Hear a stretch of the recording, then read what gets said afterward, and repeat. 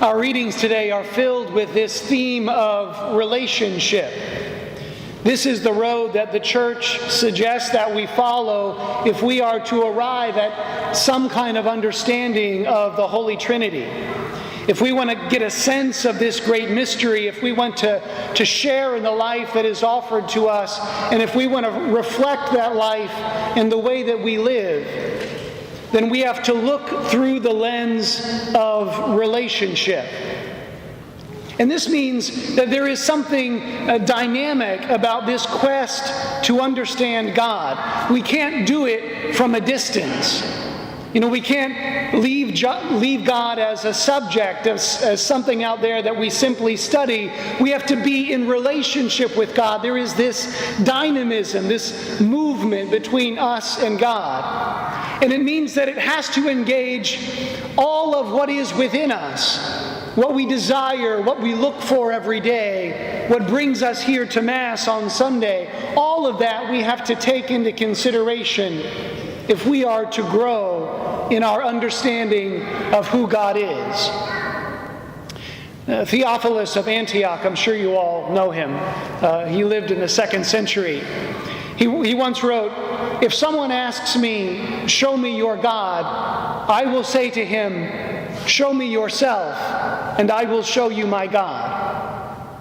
Because we are made in the image and likeness of God. And so to bring out all of the stuff that is within us, all of our curiosity, all of our desire, all of our questions, all of our need to be loved, all of that reflects who God is for us. It reflects this dynamism between ourselves and God. And the fact is that people need to see this in us. People may very well find God in nature. They may find God in their study of the sciences. They may find God in the beauty of music and art.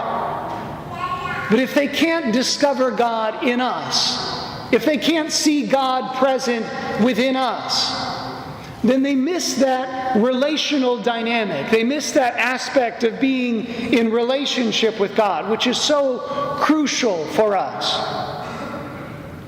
And so the way we treat one another, the way we care for one another, affects how others come to know God.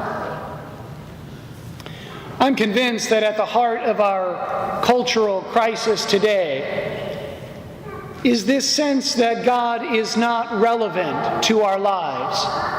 I don't even think that it's so much a concern about whether or not God exists. It's that people don't care whether or not God exists, because God doesn't matter to us. And God doesn't matter because we don't seem to matter to each other. I mean, so often we treat one another in such a terrible way. I mean, we enter into relationships that are not healthy for us. A quick trip to Walmart will show us that the way we treat one another sometimes is terrible. The yelling that goes on in the kids' aisle. It's the place where you would think that there would be great love and compassion and friendship. But we see this all over the place. The way we treat one another is so terrible in moments. And, the Trinity is complicated enough. We don't have to make it worse by the way that we treat each other.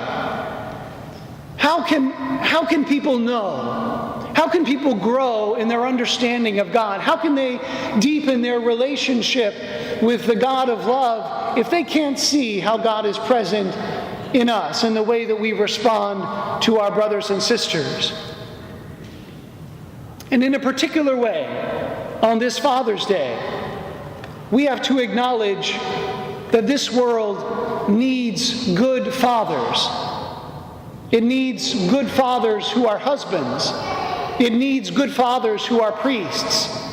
It needs men who are willing to imitate how God loves His people, men who are willing to pour themselves out for those that are entrusted to their care.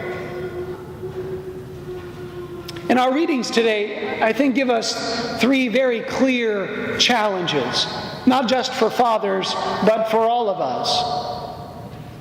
First, this lesson of following the commandments. This isn't anything earth-shattering. Follow the commandments. Moses went up on Mount Sinai to receive the commandments from God, not because God wanted to impose a burden on his people.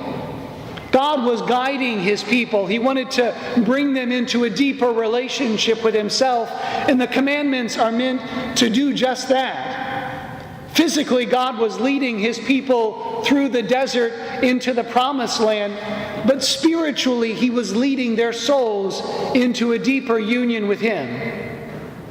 And we all have to do that. Fathers, mothers, all of us, as we care for one another, we have to guide one another not only physically, but spiritually, to guide the souls of our brothers and sisters into a deeper union with God.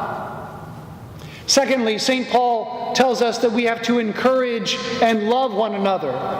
You know, St. Paul knew this well. He traveled from community to community, and he knew that to live this life, it is impossible to do on our own. That we need the support of our brothers and sisters who can encourage us and support us along the way. And we have to do this for one another. And finally, we hear this in our gospel. We have to give of ourselves for our brothers and sisters. God gave his only begotten Son, not to condemn the world, but because he loved the world. We have to pour ourselves out for the sake of others. First, for their sake, because there are many out there who need to know the love of God present in their lives, but also for us. Because when we imitate the love of God, when we willingly pour ourselves out for others, we imitate God, and by imitating God, we can experience a sense of joy, a sense of fulfillment, because we are carrying out the work that has been entrusted to us by our Father in heaven. You know, this isn't complicated. Follow the commandments. Encourage one another. Pour yourself out for others. It is simple, and yet it's such a challenge for us. Hopefully, by doing these three simple things, we can begin to become a visible presence in this world, a visible presence of what the inner life of the Trinity is like, so that others might come to grow in their knowledge and love of God.